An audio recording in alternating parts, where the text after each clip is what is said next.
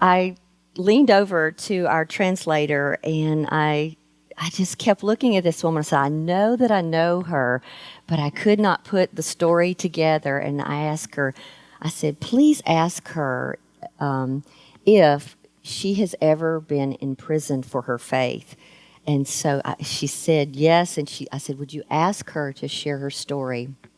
And it was Christmas time, and they had been told that they could not meet together in any gathering. But it was Christmas Eve, and she so wanted to be able to worship the Lord. Now, you think about just what we do at Christmas. We get together, we eat, we celebrate, and we pass out gifts, but her focus was only to focus on worshiping the Lord. So she invited people to come there in the middle of the night. They put a candle in the middle of the room and quietly prayed and were worshiping the Lord. Then all of a sudden, a knock came at the door, and every one of them were placed in prison. And they were intimidated, they were interrogated, they were separated out trying to find what was really going on. And they put them in a cold cell room all together.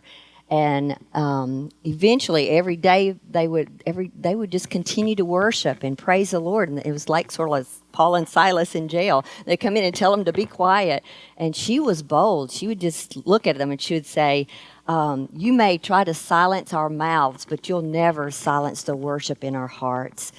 And she just was very bold in sharing that with them. And then they started bringing in more people to put in the cell with them. And they started witnessing to them and leading them to the Lord.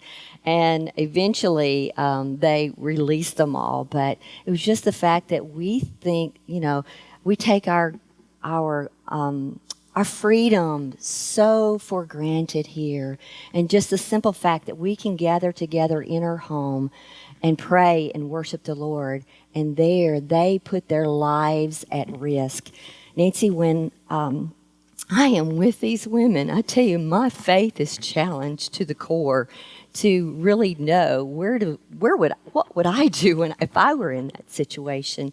So their faith just challenges my faith, and they are heroes of my faith when I go and I hear their stories.